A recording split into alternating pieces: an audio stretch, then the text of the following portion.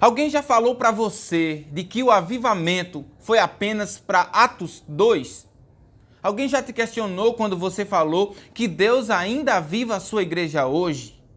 Alguém já te falou que o avivamento ao longo da história não foi verdade?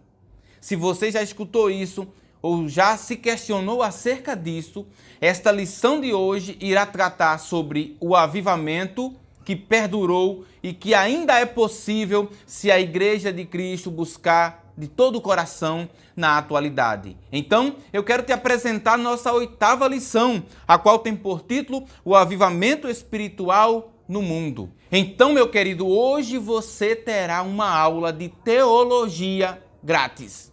É isso mesmo. Hoje a nossa aula falará sobre o quê? A história do cristianismo e os seus avivamentos. Sem mais delongas, roda a vinheta e vem estudar comigo mais esse tema maravilhoso.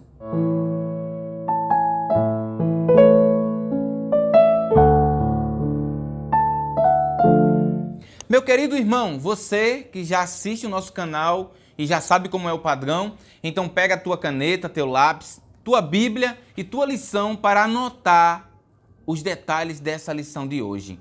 Mas para corroborar e sustentar a nossa aula de hoje, eu preciso te apresentar nosso textuário e a nossa verdade prática. E o textuário se encontra lá em Ezequiel, capítulo de número 47 e o versículo de número 5. O texto nos diz: "E mediu mais 1000, e era um ribeiro que eu não podia atravessar, porque as águas eram profundas, águas que se deviam passar a nado, ribeiro pela qual não se podia passar." A nossa verdade prática nos diz: somente por intermédio do movimento do Espírito Santo, o mundo pode experimentar o verdadeiro avivamento espiritual. Agora, vamos para a nossa leitura bíblica em classe, que acontecerá em 2 textos lá em Ezequiel. O primeiro será Ezequiel capítulo 37, do verso 7 ao verso 10, e depois Ezequiel capítulo 47, do verso 1 ao verso 5, e depois leremos o verso de número 9. Acompanhe comigo na tela a leitura desses textos. "Então profetizei como se me deu ordem, e houve um ruído, enquanto eu profetizava. E eis que se fez um reboliço, e os ossos se ajuntaram, cada osso ao seu osso. E olhei, e eis que vieram nervos sobre eles, e cresceu a carne, e estendeu-se a pele sobre eles por cima. Mas não havia neles espírito. E ele me disse: profetiza ao espírito, profetiza, ó filho do homem, e diz ao espírito: assim diz o Senhor Jeová, vem dos 4 ventos, ó espírito, e assopra sobre estes mortos, para que vivam. E profetizei como ele me deu ordem. Então o Espírito entrou neles e viveram e se puseram em pé, um exército grande em extremo." Agora leremos o capítulo 47. O texto do verso 1 diz: "Depois disso, me fez voltar à entrada da casa, e eis que saíam umas águas de debaixo do umbral da casa, para o oriente, porque a face da casa olhava para o oriente, e as águas vinham de debaixo, desde a banda direita da casa, da banda do sul do altar. E ele me tirou pelo caminho da porta do norte e me fez dar uma volta pelo caminho de fora, até a porta exterior, pelo caminho que olha para o oriente. E eis que corriam umas águas desde a banda direita. Saiu aquele homem para o oriente, tendo na mão um cordel de medir, e mediu 1000 côvados, e me fez passar pelas águas, águas que me davam pelos tornozelos. Mediu mais 1000, e me fez passar pelas águas, águas que me davam pelos joelhos. E mediu mais 1000, e me fez passar pelas águas, águas que me davam pelos lombos. E mediu mais 1000, e era um ribeiro que eu não podia atravessar, porque as águas eram profundas, águas que se deviam passar a nado, ribeiro pela qual não se podia passar." Agora o verso 9. "E será que toda criatura vivente que vier, por onde quer que entrarem esses 2 ribeiros, viverá, e haverá muitíssimo peixe, porque lá chegarão essas águas e sararão, e viverá tudo por onde quer que entrar esse ribeiro." Meus queridos, tendo lido o nosso texto áureo, nossa verdade prática e nossa leitura bíblica em classe, eu te apresento também a nossa palavra-chave. E a palavra em destaque hoje é despertamento. Veja o significado dessa palavra agora. De acordo com os dicionaristas, despertamento vem da palavra despertar. E despertamento significa ato de despertar algo várias vezes num pouco espaço de tempo. Ou seja, deixar de estar dormindo, sair do estado de sono, deixar o estado de dormência, acordar. Então, essa será a nossa palavra-chave, despertamento. Ao longo da lição, nós falaremos mais sobre ela. Vamos para o nosso primeiro tópico e a nossa introdução. Meu amado irmão, o nosso primeiro tópico tem por título o avivamento no tempo de Ezequiel.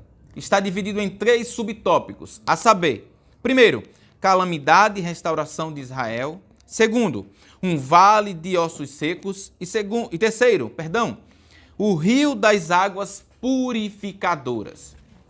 Guarde bem isso aí, anote nesse momento essa nossa introdução. Pois bem, a lição do trimestre passado falou sobre Ezequiel. Há 2 vídeos específicos, você pode procurar no nosso canal, na playlist nossa, falando sobre o vale de ossos secos e também as águas purificadoras. Mas para você se contextualizar com essa lição, anote aí. Pois bem, Deus tinha avisado por vários profetas, Abacuque, Isaías, Jeremias, sobre a rebeldia e a apostasia do povo de Israel. Deus então envia o exército assírios e leva primeiro o povo da região norte para o cativeiro. Então, o reino do norte é levado primeiro. Cerca de 110 anos depois, Deus levanta Nabucodonosor e vai levar o povo de Israel cativo em 3 levas. Na primeira leva o pessoal que fazia parte da elite do reinado, porque era uma estratégia da Babilônia destruir as lideranças de um país e assim fragilizar eles e dominá-los aos poucos. A segunda leva vai comerciante, vai empreendedores e junto dessa segunda leva vai Ezequiel. Ezequiel é chamado por Deus como atalaia, é o atalaia de Deus que vai ali pregar na Babilônia, naquela região ali do riacho, onde vai ficar a maioria do povo. Enquanto no palácio está Daniel, Misael, Ananias e Azarias, lá naquela região está Ezequiel falando de Deus, exortando o povo e também falando das maravilhas que o Senhor iria fazer também para o seu povo.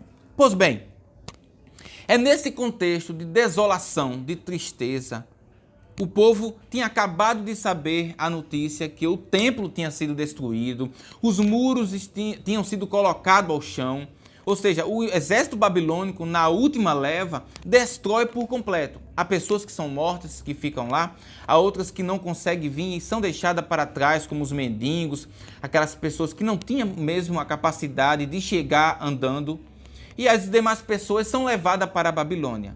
Lá, em Jerusalém, Deus não deixa de falar com o seu povo. Então, Jeremias fica lá falando. Veja que coisa interessante.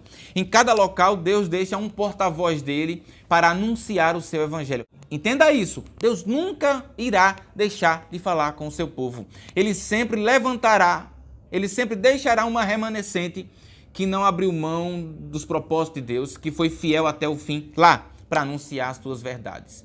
Jerusalém fica Jeremias. Entenda isso. Na Babilônia, no meio do povo está Ezequiel e no palácio está Daniel. Meu amado irmão, então Deus, se você pegar do capítulo de número 6, 5 e 4, Ezequiel é usado por Deus para falar ao povo o porquê eles estão passando por aquilo. O porquê eles pararam lá na Babilônia. E Ezequiel aponta, por causa da apostasia de vocês, porque vocês não deram ouvido à palavra do Senhor, porque vocês quiseram andar pelos seus próprios caminhos, e tudo isso culminou no que vocês estão passando agora. Mas é nesse momento de desolação que Deus faz uma promessa de restauração para o povo de Israel. E então, quando nós olhamos o capítulo 37 de Ezequiel, que faz parte da última parte do livro de Ezequiel, Deus usa o profeta Ezequiel para profetizar acerca de Jerusalém. E então Ezequiel apresenta o quadro de Israel. E qual é o quadro de Israel? É como se estivessem mortos, mas não apenas mortos. Estão com seus ossos sequíssimos, ou seja, não há na ótica humana nenhum tipo de restauração para aquele cadáver. Está morto, já se decompôs o corpo, as carnes, os nervos e até o osso está sequíssimo. Deus leva Ezequiel em revelação para esse vale e diz: Ezequiel, pode esses ossos reviver, Ezequiel? Esse é o quadro de Israel espiritualmente falando. Mas eu, Ezequiel, através do meu Espírito Santo, irei trazer um avivamento que eles não esperam. Que avivamento é esse? Eu vou trazer à vida esses ossos secos. Então, quando Deus dá ordem, Ezequiel diz: e eu fiz, no Ezequiel capítulo 36, e o verso 1 diz: mas eu o poupei por amor do meu santo nome, que é a casa de Israel. Veja, Deus não deixou eles serem destruídos por completo por causa do seu amor. E então, quando chegamos no verso 37, do 4 ao 5, Ezequiel diz: olha, eu fiz como ele me deu ordem. E qual foi a ordem do Senhor? Que Ezequiel profetizasse sobre aquele vale de osso seco. Olha, meu amado irmão, se você não foi guiado pelo Espírito Santo para um vale como esse, se Deus não estiver te dirigindo e você não tiver intimidade com Deus, você não acreditará no milagre daqueles ossos. Porque na ótica, na perspectiva humana, não tem mais jeito. Mas Ezequiel sabia quem tinha levado ele ali. Então Ezequiel cumpriu o chamado de Deus e obedeceu. Então quando ele profetizou e chama o Espírito Santo, o texto diz que houve um reboliço, um vento. Cada osso se juntou aos seus ossos. Depois a carne veio, os nervos vieram. Ficaram de pé um grande exército numeroso. Ei, pode ser que a nossa geração esteja como esse vale de ossos secos, mas Deus ainda é poderoso para usar eu e você para fazer ressuscitar esse vale de ossos secos. Seja um canal de Deus para essa geração. E quando chegamos no nosso terceiro subtópico, o terceiro subtópico fala sobre outra revelação que Deus dá a Ezequiel, também de restauração, de avivamento. E agora Ezequiel está contemplando um rio que sai debaixo dessa casa, debaixo desses umbrais.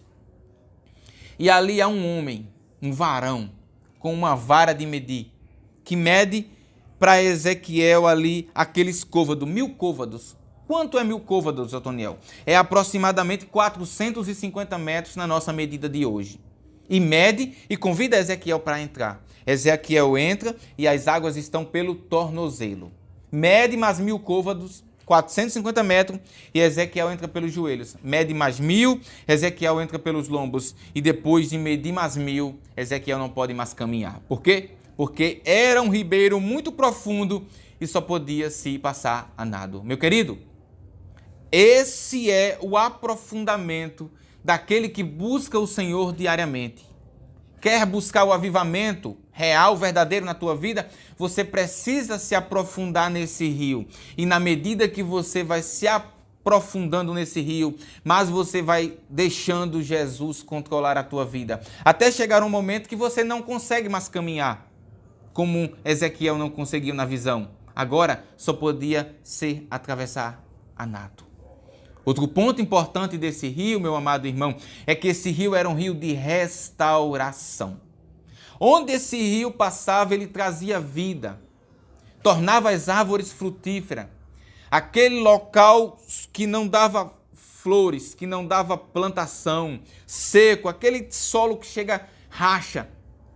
Aonde essa água passou, trouxe vida. Aquelas águas salobras se transformou em águas boas, águas que os peixes puderam ali nadar perfeitamente. Meu amado irmão, Jesus, quando fala com a mulher samaritana em João, ele diz: olha, a água que eu te der, nunca mais você terá sede. É uma água que jorrará dentro de você para toda a eternidade.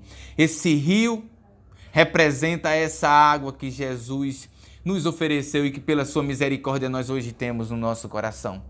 É por isso que nós hoje somos refrigerados através do Espírito Santo de Deus que habita dentro de nós. E somos, através desse Espírito Santo, árvores frutíferas. Não porque foi nosso mérito, não porque merecíamos, mas porque o Filho de Deus veio e se entregou em nosso lugar. Está gostando desse vídeo? Está gostando das dicas? Então, deixa teu like, compartilha, comenta. Olha, quer receber mais dicas como essa? Se você ainda não é inscrito, se inscreve no nosso canal e ativa o sininho, porque tem muito mais ainda para você. A nossa aula de teologia começa agora no segundo tópico, quando iremos falar dos maiores avivalistas e te provar que o avivamento não aconteceu apenas em Atos, mas ao longo da história. Vem comigo no nosso segundo tópico? Meus queridos, o nosso segundo tópico tem por título Os Grandes Avivamentos no Mundo. Está dividido também em 3 subtópicos. Primeiro, na Europa. Segundo, nos Estados Unidos. E terceiro, raízes do avivamento pentecostal. Pois bem, eu não irei seguir muito a ordem daqui, mas irei te apresentar todos os avivalistas que estão aqui e mais alguns para você acrescentar, para você ficar por dentro de tudo que aconteceu. E você, professor, dá aquela aula top, como você já sabe, tá bom? Então deixa eu pegar aqui. Você viu comigo que nós falamos sobre avivamento no Antigo Testamento. Eu quero destacar para você um resumão rapidinho, anota aí. Não houve só avivamento no período de Ezequiel, é claro que houve outros. Então eu apresento para você agora. Houve o avivamento no período de Moisés, de Josué, de Samuel, de Davi, do rei Asa, Josafá, Elias, Ezequiel, também Josias, Esdras, que é pós-exílio, Neemias, e também houve ali aquela preparação, que podemos falar de um avivamento, no começo ali de João Batista no Novo Testamento, preparando o caminho para o Senhor. Pois bem, mas como eu falei para você, o avivamento não se conteve apenas em Atos 2. Ao longo da história, nós perceberemos que Deus usou vários servos seus para falar e para promover avivamento através do Espírito Santo. Meu amado irmão, o período medieval foi um período de grandes dificuldades. É um período que é conhecido entre os cristãos como período das trevas. Realmente foi um período de muita dificuldade para a Igreja de Cristo. Vale ressaltar também que nesse período a Igreja perdeu o seu foco. É tanto que a reforma promovida por Martinho Lutero é uma reforma convidando o povo ao Evangelho, convidando o povo para a palavra de Deus. Por quê? Porque tinha se perdido a essência da Bíblia Sagrada. Haviam colocado muitos cultos, haviam colocado muitas bugigangas, por assim dizer. Haviam colocado muitos rituais. Era tanta coisa que tinham se esquecido do mais principal, da palavra de Deus. Mas é nesse período que Deus levanta grandes homens. E aqui o autor da revista destaca para nós na Alemanha, por volta de 1722. E ele vai destacar o conde Zinzendorf. Ele foi um dos líderes do grupo Morávios. O grupo Morávios foi um grupo muito forte na Alemanha na pregação da palavra de Deus. E mais, hein? Eles chegaram a fazer até missões nas Américas. Tinham como lema a seguinte frase: religião do coração. Para você ter uma ideia, uma curiosidade dos morávios, eles começaram um movimento de oração, meus amados. Um movimento de oração 24 horas por dia.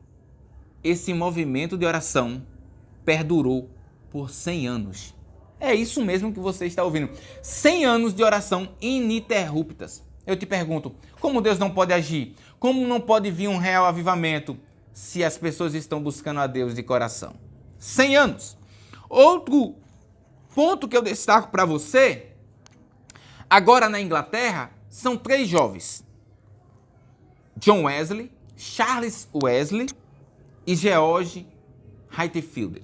Veja bem, eles aqui são os fundadores de nada mais nada menos do que o metodismo, metodistas, wesleyanos. Pois bem, esse avivamento foi na Inglaterra. Um jovem de uma família grande que tinha por mãe Susannah Wesley. Susannah Wesley era uma mulher de oração, fervorosa, e que nunca esqueceu de uma coisa que talvez você não faça com seus filhos em casa: o culto doméstico. Sempre havia o culto doméstico. Ela sempre escalava os seus filhos, um para dirigir, outro para pregar, outro para louvar. E assim seus filhos cresceram no temor ao Senhor e na busca por sua palavra. Charles Wesley é um dos maiores compositores que o mundo já viu. Ao lado de Fanny Crosby, uma cantora americana cega, podemos considerar os dois maiores compositores do mundo, Charles Wesley e Fanny Crosby. Ao lado deles está esse exímio pregador, George Whitefield, que depois eles irão se separar por questões teológicas, mas não deixaram de levar o evangelho. E eles impactaram a Inglaterra. Não só impactaram a universidade onde eles estudaram, o local onde eles estavam, mas através da pregação da palavra de Deus, da verdadeira palavra de Deus e do Espírito Santo através da vida deles, vidas foram transformadas, curadas, renovadas, demônios foram expulsos e o nome do Senhor foi glorificado. E assim um grande avivamento aconteceu na Inglaterra. Meu amado irmão, ainda falando sobre avivamento, eu quero destacar para você o avivamento em País de Gales. E isso aconteceu através de um rapaz, de uma criança, um adolescente, que tinha apenas 13 anos. O nome dele era Evans Robert. Inclusive, eu indico para você comprar o livro, não é um merchan aqui, Avivamento no País de Gales. É um avivamento extraordinário. Deus dá uma visão a esse jovem de 1904 a 1905. Ele então entende que é um chamado de Deus e com alguns colegas ele começa a pregar o evangelho. Ele volta da universidade para onde ele foi estudar, para o País de Gales, e ali começa. Para você ter uma ideia, há relatos de biógrafos desse Evan Robert de que havia momentos que ele estava pregando na praça, próximo a um bar, a uma boate, e quando aquelas pessoas ouviam o som da mensagem, da palavra de Deus, aquelas pessoas ficavam paralisadas.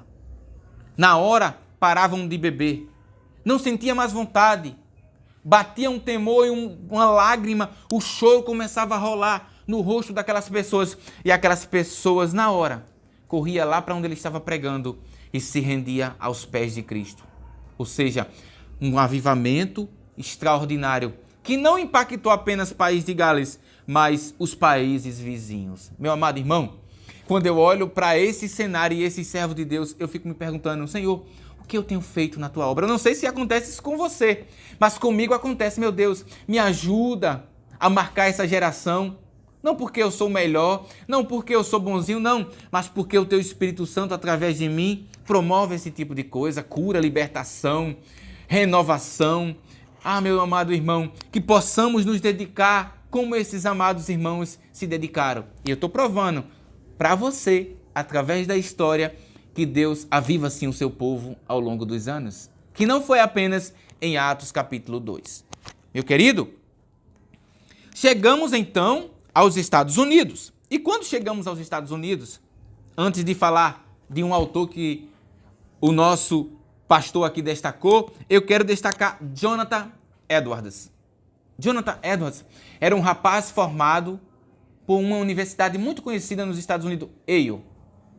Mas foi um jovem que se dedicou tanto, mas tanto à pregação, se dedicou à oração, ao jejum, que Deus usou ele de forma extraordinária. Alguns historiadores dos Estados Unidos chegam a dizer que ele é o primeiro, nos Estados Unidos, filósofo teólogo cristão lá do EUA. Para você ter uma ideia, meu amado irmão, ele tem um livro muito famoso, Pecadores na Mão de um Deus Irado. Esse livro faz parte de um sermão que ele ministrou. E nesse sermão há relato de que as pessoas, quando ouviam aquela mensagem naquele momento, já se sentia condenado. O temor foi tão grande que bateu no coração daquelas pessoas que elas se sentiam desesperadas ao ouvir aquela mensagem. Meu querido, naquele momento, Jonathan Edwards não estava pregando que você ia ganhar um carro, uma casa, nem que você ia ser próspero. Ele estava pregando sobre perdão, arrependimento, quando o homem resvala o pé. Era uma palavra dura, mas uma palavra que feria o coração do indivíduo que escutava e que naquele momento mostrava para aquele ser humano que ele dependia de salvação. Jonathan Edwards morreu cedo, mas deixou um legado extraordinário para todo aquele que busca ao Senhor de corpo e alma. Meu amado irmão, são histórias como essa que nos impactam, que nos deixa a pensar: meu Deus, me ajuda que eu quero fazer também algo grandioso para ti. Outro jovem pregador que eu destaco para você é Charles Spurgeon, um jovem batista, considerado o príncipe dos pregadores, um homem que se dedicou também à oração, à palavra, à leitura e à publicação de vários livros e artigos. Ficou muito conhecido no seu tempo, inclusive os seus artigos eram lidos e relidos, publicado e republicado em todo o mundo, e deixou também um grande legado e trouxe um grande avivamento para o seu tempo. Outro jovem que eu destaco para você aqui é Dwight Lyman Moody. Meu amado irmão, quando eu lembro de escola bíblica dominical, que é isso que você está estudando agora comigo, eu me lembro de Dwight Lyman Moody, um homem que investiu na escola bíblica dominical, no ensinamento, na preparação de jovens para levar o evangelho. Meu amado, como Deus usou esse homem poderosamente no século 18 para 19. Ele é um exemplo extraordinário. Para você ter uma ideia, o seu último sermão, no dia 22 de dezembro de 1899, 15 mil pessoas ouviam aquela mensagem. Há relatos que em um só dia ele visitou mais de 200 casas para visitar aqueles irmãos. Ele não era uma pessoa que apenas pregava a palavra, mas também se preocupava com o cuidado, com o crescimento espiritual de cada irmão seu. Oh, glória a Deus por isso! E então chegamos para um grande avivalista dos Estados Unidos, que o nome dele eu destaco para você agora. E quem é ele? É nada mais, nada menos do que Charles Finney. Charles Finney, meu irmão, foi uma pessoa usada grandemente por Deus, influenciado por Morgan Campbell, ou Campbell Morgan, um homem que tinha um grande grupo chamado Movimento da Vida Profunda. E foi inspirado nesse servo de Deus que Charles Finney trouxe um grande avivamento para a sua geração nos Estados Unidos. Vale muito a pena depois você comprar um livro da biografia de Charles Finney. Você irá se surpreender e ver o quanto Deus usa poderosamente aqueles que abrem mão de tudo para viver para Cristo. Então chegamos no nosso terceiro subtópico desse segundo tópico, que fala sobre raízes do avivamento pentecostal. Pois bem, a gente sempre destaca o William Seymour. O William Seymour é a pessoa mais destacada, não é? Quando falamos de movimento pentecostal. Mas vale ressaltar que quem iniciou esse movimento nos Estados Unidos foi um homem chamado Charles Fox Parham. Pois bem, ele tinha um movimento chamado Movimento da Fé Apostólica. Anos após, à frente, esse William Seymour, que era filho de ex-escravos libertos, vai conhecer esse movimento. Lá ele vai ser batizado com o Espírito Santo. Depois ele volta para sua casa. Vale ressaltar aqui que Charles Fox é o fundador do Instituto Bethel, uma igreja muito conhecida nos Estados Unidos. Principalmente hoje, se você botar no YouTube, você vai logo entrar de cara nesse instituto e nessa igreja Bethel. Depois de batizado com o Espírito Santo, William Seymour vai, anos depois, morar em outra cidade. E que cidade é essa? Na Califórnia. Lá na sua casa, ele começa a pregar o evangelho. Só que o local vai ficando pequeno, muito pequeno. Então, ele vai e encontra um galpão que está abandonado na esquina, na rua Azusa, número 312, em Los Angeles. E lá, ele funda a Missão Evangélica da Fé Apostólica. E lá, meu amado, é considerado em 1901 como o início do movimento pentecostal moderno. E ele é a maior referência por pregar esse evangelho. E entenda uma coisa, hoje, se juntarmos todos os temas teológicos separados das igrejas protestantes, o movimento pentecostal é o maior movimento do mundo hoje na atualidade. William Seymour foi essa primeira pessoa a dar o pontapé e expandir para o mundo todo, junto com Charles Fox. Então, meu amado irmão, não irei falar sobre esse movimento pentecostal no Brasil, porque será o tema da próxima aula. Mas você pode perceber comigo que você acabou de estudar teologia histórica. Ou seja, nós vimos agora de forma rápida, porque é muito assunto e não falamos nem de todas as pessoas aqui sobre os avivamentos ao longo da história. Fica comigo, porque nós iremos estudar agora o que acontece após esse avivamento. Qual é o impacto desse avivamento na sociedade? Veja comigo agora o nosso terceiro e último tópico. Nosso terceiro e último tópico tem por título: Os avivamentos mudam a história. Está dividido também em dois subtópicos. Primeiro, impactos no mundo, e segundo, a geração depois do avivamento. Entenda uma coisa, historiadores relatam que não houve a proporção de sangue que houve nos movimentos da França, porque a Inglaterra já estava impactada por Deus. Então os movimentos aconteceram lá de revolta, mas foram bem mais brandos. Por quê? Porque as pessoas lá tinham temor a Deus. Meu amado irmão, o avivamento, quando chega num país, numa cidade, em uma vida, ele muda a economia, ele muda a mente da sociedade, ele muda a política, ele muda a cultura. O avivamento, ele acontece em todas as esferas, trazendo transformação por completo. Não há como acontecer um avivamento uma pessoa estando em pecado. Não há como acontecer avivamento a pessoa não orando e buscando a face do Senhor.